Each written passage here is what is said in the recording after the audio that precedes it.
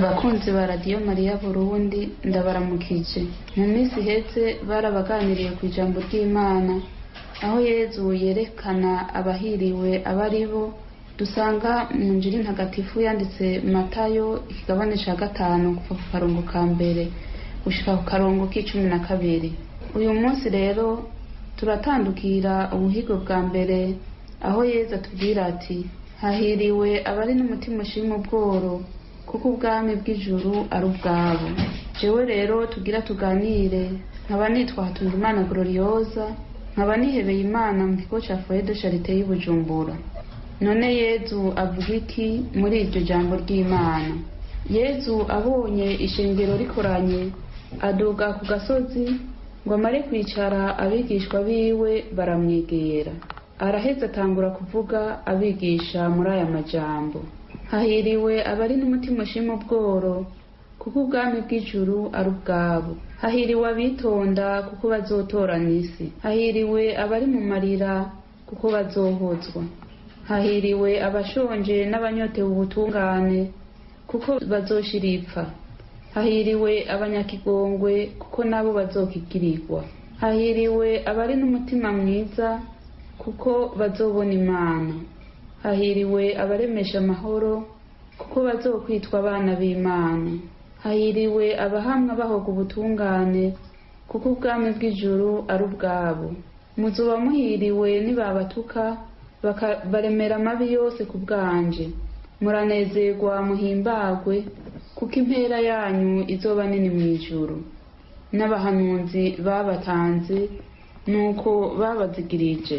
Iri ni ijambo ry'Imana. Nk'uko nabibabwiye, uyu munsi turabizirikana mu karongo ka 3 k'ico kigabane ca 5 aho Yezu avuga ati hahiriwe abari n'umutima ushima ubworo kuko ubwami bw'ijuru ari ubwabo. Turaza kubizirikana mu ntambwe 3. Iya mbere, mbega umworo ninde? Intambwe ya kabiri, ubufise umutima ushima ubworo we ninde? Intambwe ya 3, ingene Yezu avuga ubufise umutima ushima ubworo. Tubirabe rero mu ntambwe 3. Intambwe ya mbere, mbega umworo ninde? Umworo ni umuntu wese akenye, umuntu atishoboye, ataburyo bwo kwibesha hafise, umuntu asega, umuntu atagira haba, atagira mbere n'ico afungura, atagira ico yifuka mw'ijoro, umuntu atagira ico akora, umwe bita ntaho nikora. Umworo ni umuntu w'inyakamwe, umuntu adashobora kwigwanira, umuntu yama yijiriwe kubera ubukene. Umworo ni uwo wese yeza amaso ku bandi arindiriye ico bomufashisha kugira ngo abeho. Intambwe ya kabiri, uwufise umutima ushima ubworo we ninde? Ni uwo muntu wese yaba akenye ku vy'isi canke ari umukene ku vy'umutima, ashira umwizero wiwe wose ku Mana kuko ariyo ishobora kumumenyera vyose. Ni umuntu adahemuka, adata umutwe kubera ibimutunga kuko yemera ko Imana ize ko ivyo vyose abikeneye, kuko n'amashurwe yo mw'ishamba Imana izi kuyitwararika, ikitwararika mbere n'inyoni zo mu kirere kandi zidaca ibigega. Uwufise umutima ushima ubworo ni uwo muntu abona ko Imana ikimufise ku mutima. Ukutaronka ivy'isi bikamubera inzira yo gushikira ubuhigo bw'ijuru. Aha twibuke umworo Lazaro na wa mutunzi Injili itubwira. Turabisoma mu Injili ntagatifu ya Luka ikigabane ca 16 kuva ku karongo k'19 gushika ku karongo k'12. Habaye umuntu w'umutunzi yambara ibisayangana, ivyoroshe, yamana inzimano. Hakaba n'umworo yitwa Lazaro, yama aryamye kw'irembo ry'uno mutunzi, umubiri cari gisebe. Yifuza utuvunguka tw'imikate twakoroka tuva ku meza ya wa mukungu. Mbere imbwa nazo zaraza kurigata ibisebe vyiwe. Hanyuma wa mworo arapfa, abamarayika bamujana mu maboko ya Iburahimu, wa mutunzi nawe arapfa arahambwa. Imana rero ntiyibagira umworo, iramwitwararika. Mbere niho Yezu atubwira ati hahiriwe abari n'umutima ushima ubworo, kuko ubwami bw'ijuru ari ubwabo. Hanyuma wa mworo arapfa, abamarayika bamujana mu maboko ya Iburahimu. Musanzwe muzi ko ekleziya ari mawe wacu. Uwo muvyeyi rero aritwararika aboro mu bijanye n'ivy'umubiri, ariko akitwararika cane cane aboro ku vy'umutima. Ni ukuvuga abo bantu bose bataramenya ko Imana ibafitiye urukundo yiharije, abo biyita ba ruhebwa kubera ibyaha bakoze, abo bari kure mu kwemera, abafise indwara bari ku musego mu bitaro bitandukanye bakeneye kiremesha, kuko nabo bari n'agaciro mu maso y'Imana. Uwitwa Jean Radamu ni umwanditsi yanditse ku bijanye n'ubuhigu ijambo ry'Imana ritubwira. Niwe avuga ati icihuta isi ikeneye muri iyi myaka ni abantu bafise umutima ushima ubworo.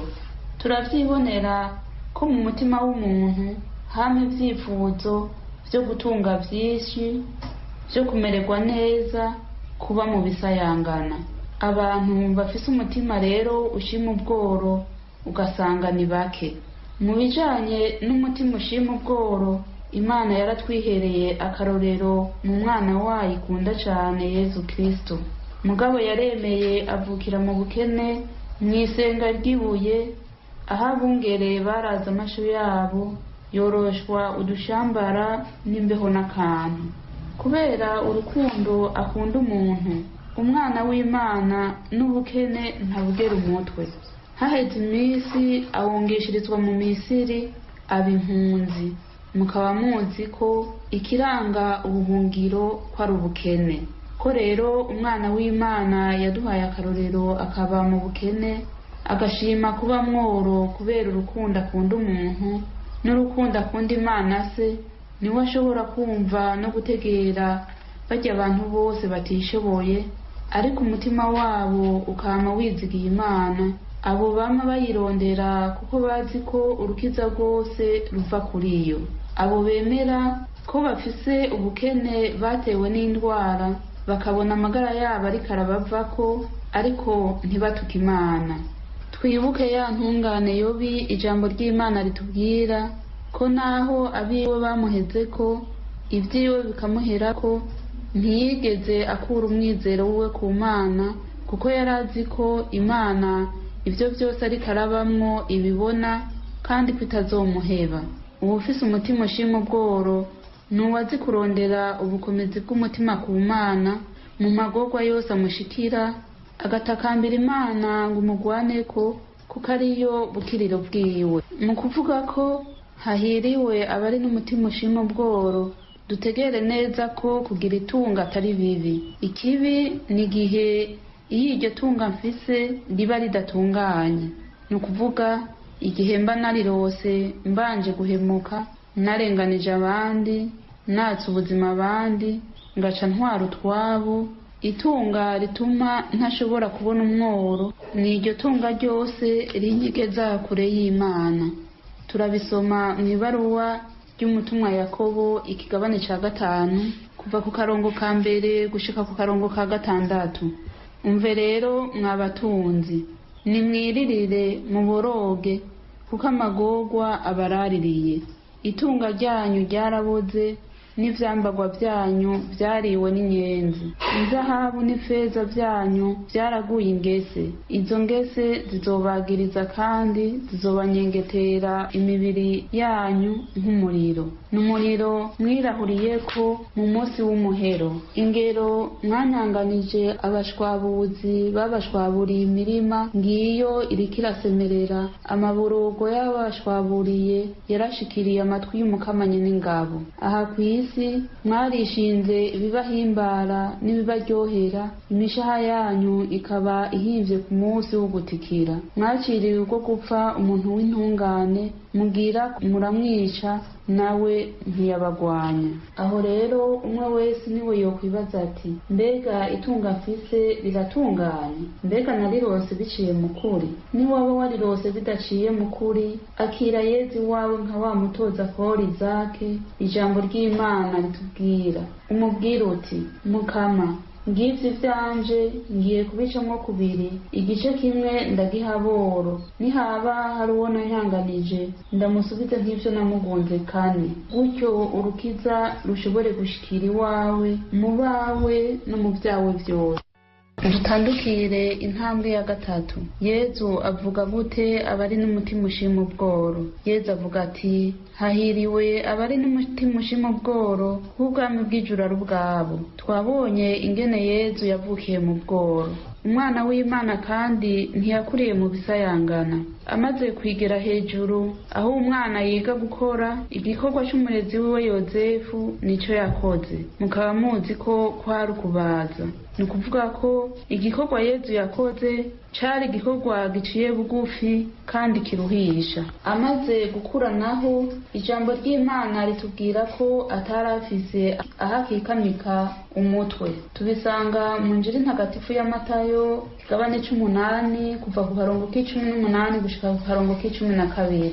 Yezu abonye abantu isema iruhande yiwe, ababwiriza kujabuka ku yindi nkombe. Umwanditsi aramwegera ati, mwigisha, nzogukurikira iyo uzoja hose. Yezu amubwira ati, imbwebwe ziri naho ziba, inyoni zo mu kirere zikagira ivyari, yamara umwana w'umuntu ntafise ahafashe umutwe. Mw'ibaruwa rya kabiri umutumwa Paulo yandikiye Abakorenti igabane 8 akarongo k'9 naho baratubwira bati, nkako nanone muramenya ubuntu bw'umukama wacu Yezu Kristo, naho yari umutunzi yari umworo ku bwanyu, kugira ngo muhinduke abatunzi kubera ubworo bwiwe. Ariko ivyo vyose ubwo bworo Yezu yabayemwo ntibwamubuza kuninahaza Imana no kuvuga ati, dawe yarampaye ibintu vyose. Ku musaraba naho turabona ingene yemeye kwambika ubusa ari umwana w'Imana, umwami w'abami. Ubwo bworo, uko guheba vyose Yezu yahisemwo, nivyo asaba umwigishwa wiwe wese, ni ukuvuga uwo wese yagemwe ko ikimenyetso c'ibatisimu. Yezu arazi neza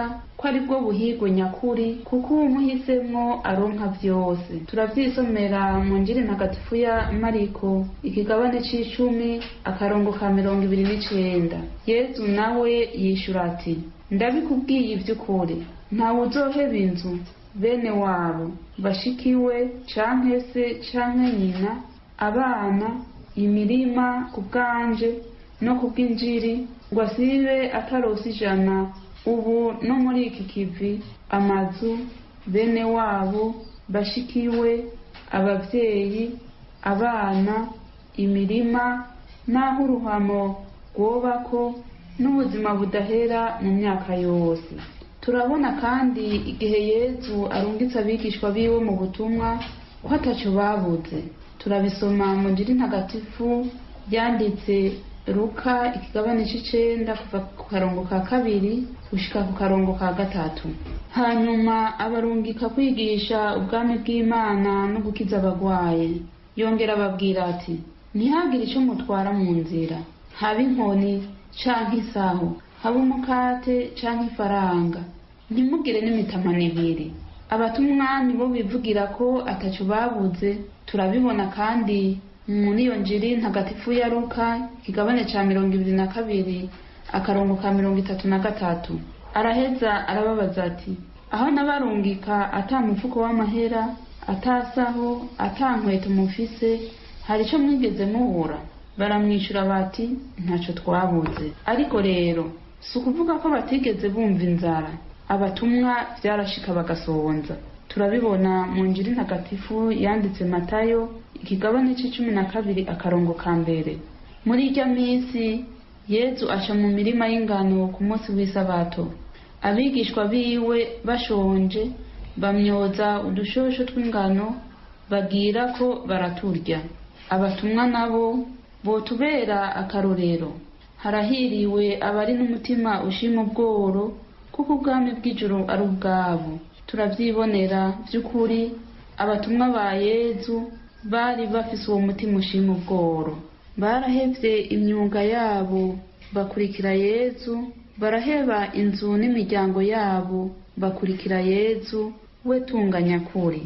Nawe urahiriwe niwaheba guca mu nzira zidatunganye ukemera guheba byose kubera Yezu. Urahiriwe niwaba ufise umutima ushima ubworo. Na wowe muntu wese uriko urumviriza Radio Maria, urahiriwe niwemera guheba byose ugakurikira Yezu. Ntumere nk'uyu musore ijambo ry'Imana ritubwira twisomera mu Njiri yanditse Matayo mweranda ikigabane c'19 kuva ku karongo ka 16 gushika ku karongo ka 20. Haza rero umuntu aramwegera amubarira ati, muhanyi mwiza, ico nokora ngo ndonke ubuzima budahera niki? Yezu aramwishura ati, umbariza iki iciza? Inzira ni imwe, naho niwaba ushaka kwinjira mu buzima kora amabwirizwa. Aramusubiza ati, ayahe? Yezu avuga ati, ntiwice, ntusambane, ntiwibe, ubaha so na nyoko, kandi urakunda mugenzi wawe nk'uko wikunda wowe nyene. Uyu musore amubwira ati, ivyo vyose natanguye kubikora nkiri muto, ikinsigariye kandi ni iki? Yezu nawe aramwishura ati, niwaba ushaka kuba intungane, genda ugura ivyo utunze vyose ubiha aboro, uzoronka itunga mw'ijuru, hanyuma uze unkurikire. Ngo yumve iryo jambo, nyamusore agenda ababaye kuko yari atunze ibintu vyinshi. Hahiriwe abari n'umutima ushima ubworo, kuko ubwami bw'ijuru ari ubwabo. Raba rero ntuhushe inzira y'ubuhigo nyakuri izogutuma utorana ubwami bw'ijuru kubera amatungo. Saba rero Yezu umutima ushima ubworo, umuhitemwo ntuzomaramara. Yezu yaraduciriye inzira y'ubworo, aba ari watangura kuyinjiramwo, kandi ntawe wayiciyemwo yateterewe. Bikira Mariya muvyeyi wacu, nyigisha kandi ufata ukuboko sintinye guca mu nzira Yezu yanciriye. Sabira umutima nk'uwiwe ushima ubworo kugira ngo nzoshobore gutorana ubwami bw'ijuru. Bakunzi ba Radio Maria Burundi, nkaba ndabasezeye, naho ubutaha aho tuzosubira kubaganirira, aho Yezu atubwira ati, hahiriwe abitonda kuko bazotorana isi.